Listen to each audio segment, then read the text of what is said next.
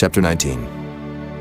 And Saul spake to Jonathan his son and to all his servants that they should kill David. But Jonathan, Saul's son, delighted much in David. And Jonathan told David, saying, Saul, my father seeketh to kill thee. Now therefore, I pray thee, take heed to thyself until the morning, and abide in a secret place, and hide thyself. And I will go out and stand beside my father in the field where thou art. And I will commune with my father of thee. And what I see, that I will tell thee. And Jonathan spake good of David unto Saul his father, and said unto him, Let not the king sin against his servant, against David, because he hath not sinned against thee, and because his works have been to thee-ward very good. For he did put his life in his hand, and slew the Philistine. And the Lord wrought a great salvation for all Israel. Thou sawest it, and didst rejoice. Wherefore then wilt thou sin against innocent blood, to slay David without a cause? And Saul hearkened unto the voice of Jonathan. And Saul sware, As the Lord liveth, he shall not be slain. And Jonathan called David, and Jonathan showed him all those things. And Jonathan brought David to Saul, and he was in his presence, as in times past. And there was war again. And David went out and fought with the Philistines, and slew them with a great slaughter, and they fled from him. And the evil spirit from the Lord was upon Saul, as he sat in his house with his javelin in his hand. And David played with his hand. And Saul sought to smite David even to the wall with the javelin, but he slipped away out of Saul's presence. And he smote the javelin into the wall. And David fled and escaped that night. Saul also sent messengers unto David's house to watch him, and to slay him in the morning. And Michal, David's wife, told him, saying, If thou save not thy life tonight, tomorrow thou shalt be slain. So Michal let David down through a window, and he went, and fled, and escaped. And Michal took an image, and laid it in the bed, and put a pillow of goat's hair for his bolster, and covered it with a cloth. And when Saul sent messengers to take David, she said, He is sick. And Saul sent the messengers again to see David, saying, Bring him up to me in the bed, that I may slay him. And when the messengers were come in, behold, there was an image in the bed, with a pillow of goat's hair for his bolster. And Saul said unto Michal, Why hast thou deceived me so, and sent away mine enemy, that he is escaped? And Michal answered Saul, He said unto me, Let me go. Why should I kill thee? So David fled, and escaped, and came to Samuel to Ramah, and told him all that Saul had done to him. And he and Samuel went and dwelt in Naioth. And it was told Saul, saying, Behold, David is at Naioth in Ramah. And Saul sent messengers to take David. And when they saw the company of the prophets prophesying, and Samuel standing as appointed over them, the Spirit of God was upon the messengers of Saul, and they also prophesied. And when it was told Saul, he sent other messengers, and they prophesied likewise. And Saul sent messengers again the third time, and they prophesied also. Then went he also to Ramah, and came to a great well that is in Secu. And he asked and said, Where are Samuel and David? And one said, Behold, they be at Naioth in Ramah. And he went thither to Naioth and Ramah. And the Spirit of God was upon him also.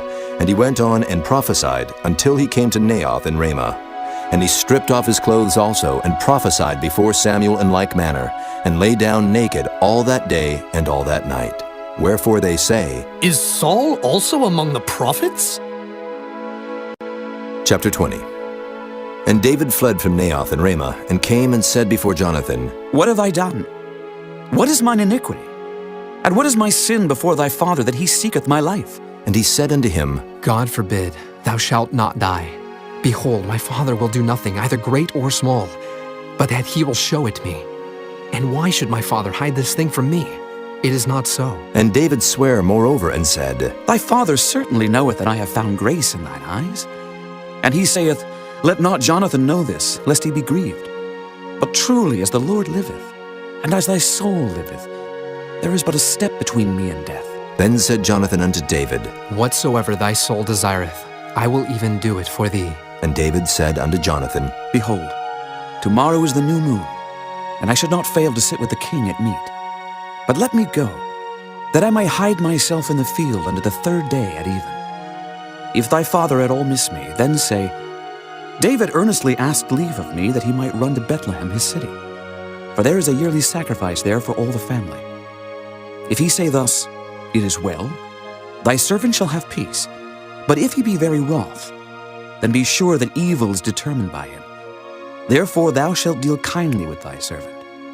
For thou hast brought thy servant into a covenant of the Lord with thee, notwithstanding. If there be in me iniquity, slay me thyself. Or why shouldest thou bring me to thy father? And Jonathan said, Far be it from thee.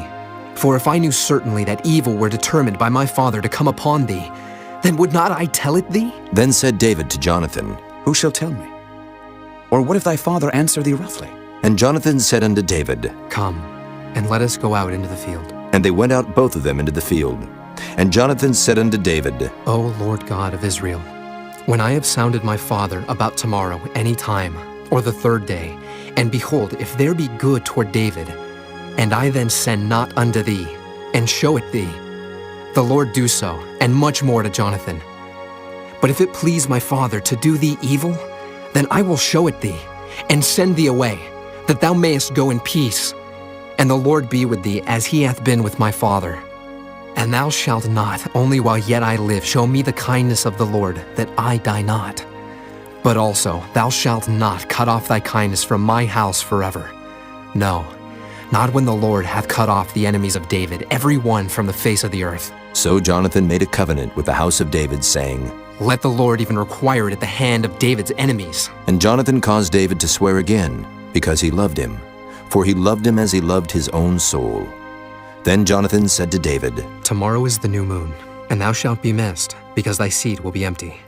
And when thou hast stayed 3 days, then thou shalt go down quickly, and come to the place where thou didst hide thyself when the business was in hand, and shalt remain by the stone easel.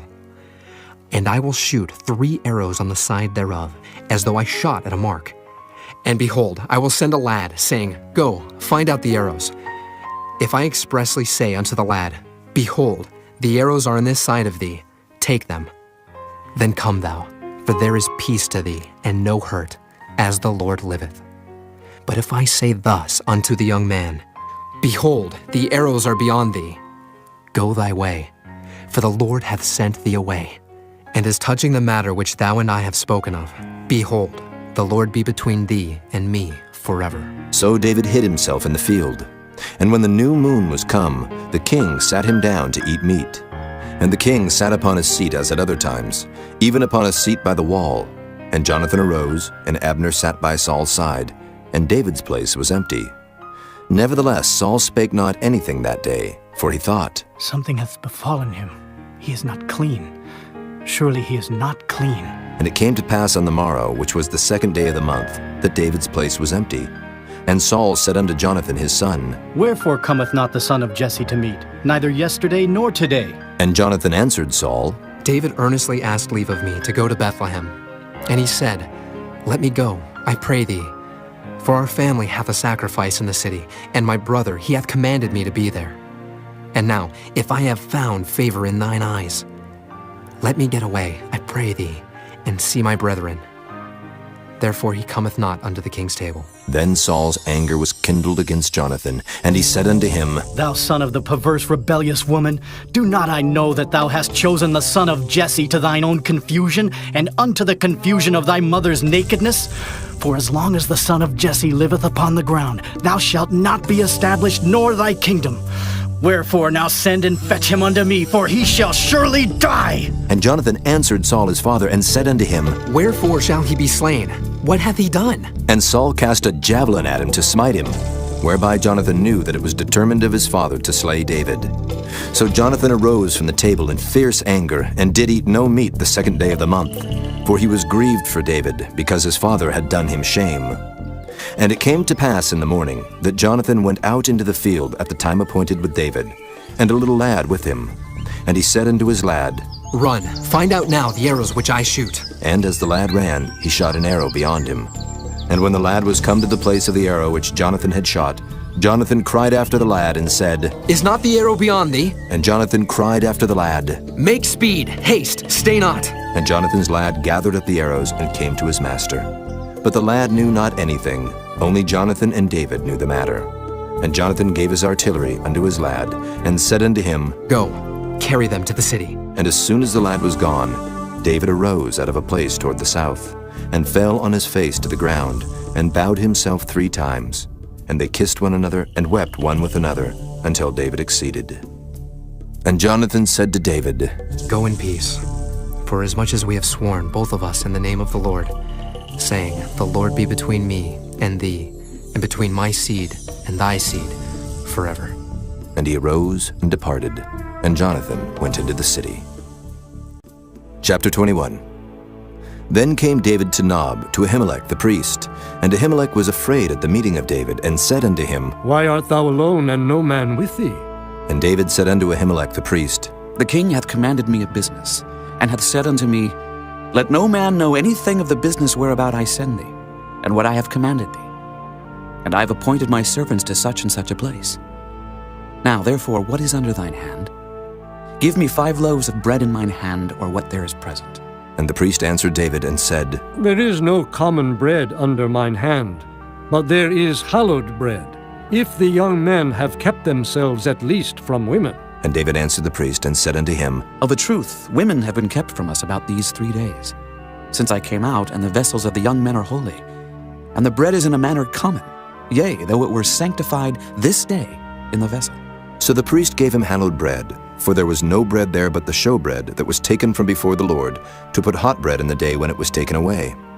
Now a certain man of the servants of Saul was there that day, detained before the Lord, and his name was Doeg, an Edomite, the chiefest of the herdmen that belonged to Saul. And David said unto Ahimelech, And is there not here under thine hand spear or sword?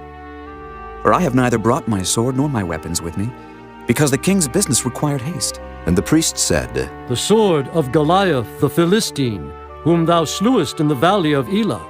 Behold, it is here wrapped in a cloth behind the ephod. If thou wilt take that, take it, for there is no other save that here. And David said, There is none like that. Give it me. And David arose and fled that day for fear of Saul, and went to Achish the king of Gath. And the servants of Achish said unto him, Is not this David the king of the land? Did they not sing one to another of him in dances, saying, Saul hath slain his thousands, and David his 10,000s? And David laid up these words in his heart, and was sore afraid of Achish the king of Gath. And he changed his behavior before them, and feigned himself mad in their hands, and scrabbled on the doors of the gate, and let his spittle fall down upon his beard. Then said Achish unto his servants, Lo, ye see the man is mad. Wherefore then have ye brought him to me? Have I need of mad men, that ye have brought this fellow to play the madman in my presence? Shall this fellow come into my house?